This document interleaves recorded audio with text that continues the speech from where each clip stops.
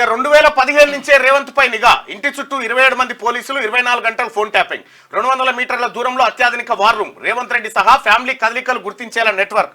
ఎక్కడికి వెళ్తున్నారు, ఎవరిని కలుస్తున్నారనే సమాచారం బీఆర్ఎస్ సుప్రీంకు చేరవేత.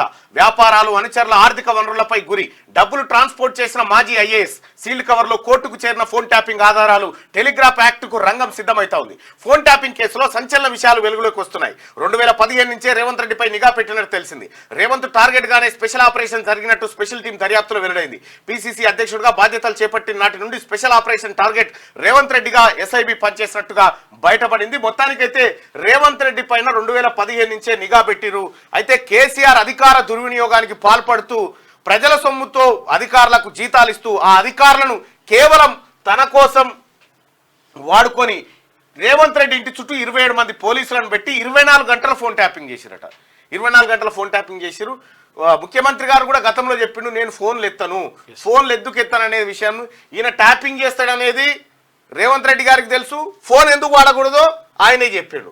కాబట్టి ఫోన్ వాడకపోవడం వల్లనే రేవంత్ రెడ్డి గారు సేఫ్ జోన్లో ఉన్నారు. ఆయన ఇప్పటి వరకు కేసీఆర్ దొరకకుండా ఉన్నది అదే కథ. వాస్తవానికి ఈ ఫోన్ డివైజులు ఏవైతే ఉన్నాయో అవి ప్రమాదకరమైనవి. అయితే కేసీఆర్ చేసినటువంటి ఇంత నీచప్ అనేది అయితే ఉందో, ఈ నీచప్ పనికి బీఆర్ఎస్ పార్టీ పైన అంతో ఇంతో అభిమానం ఉన్న వాళ్ళు కూడా నీ అమ్మ వీడు ఇటువంటి మనిషారా అనేటువంటి పరిస్థితికి వచ్చింది. అంటే ప్రజల నమ్మకాన్ని నువ్వు ఎంత చేసినావు, ఏం చేసినావు అనేది పక్కకు పోయింది. కానీ నువ్వు చేసినటువంటి ఈ బక్వాస్ పనులు ఏవైతే ఉన్నాయో, ఈ సంఘ విద్రోహ పనులు ఏవైతే ఉన్నాయో, ఇవే ప్రజల మనసులను కలుక్కుమంటా ఉన్నాయి. నీ అమ్మ వీని బతికే ఇంతున్నట్టుందిరా, వీడు మనల్ని కూడా వదిలిపెట్టరా అనేటువంటి పరిస్థితి క్రియేట్ అయింది. ఇంటికి 200 మీటర్ల దూరంలో పెట్టినట్ట మొత్తం రేవంత్ రెడ్డి ఇంటికి 200 మీటర్ల దూరంలో అత్యాధునిక వార్ రూమ్ పెట్టినట.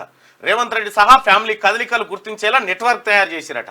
ఎక్కడికి వెళ్తున్నారు, ఎవరిని కలుస్తున్నారనే సమాచారం బీఆర్ఎస్ సుప్రీం అంటే కేసీఆర్ చేరవేత. వ్యాపారాలు, అనుచరుల ఆర్థిక వనరులపై గురి. డబ్బులు ట్రాన్స్పోర్ట్ చేసిన మాజీ ఐఏఎస్. సీల్డ్ కవర్లో కోర్టుకు చేరిన ఫోన్ ట్యాపింగ్ ఆధారాలు. టెలిగ్రాఫ్ యాక్ట్కు రంగం సిద్ధమైందట. మొత్తానికైతే ఇందులో ఉచ్చు బిగిస్తూ ఉంది. ఇందులో కేసీఆర్ ఫ్యామిలీ నిండా దొరికేటువంటి అవకాశం ఉంది. అయితే ఇంకొక కథనం ఒక మిత్రుడు పంపిన క్లిప్ ద్వారా నాకు అర్థమవుతుంది ఏంటంటే, ప్రభాకర్ రావు అమెరికా నుంచి దుబాయ్కి వచ్చి దుబాయ్ నుంచి కనిపించకుండా పోయిండు. అసలు ప్రభాకర్ రావు అట ఇప్పుడు క్యాన్సర్ బూచ్గా చూపించి బెయిల్ పిటిషన్ దాఖలు చేసే అవకాశం ఉందని చెప్తా ఉన్నారు.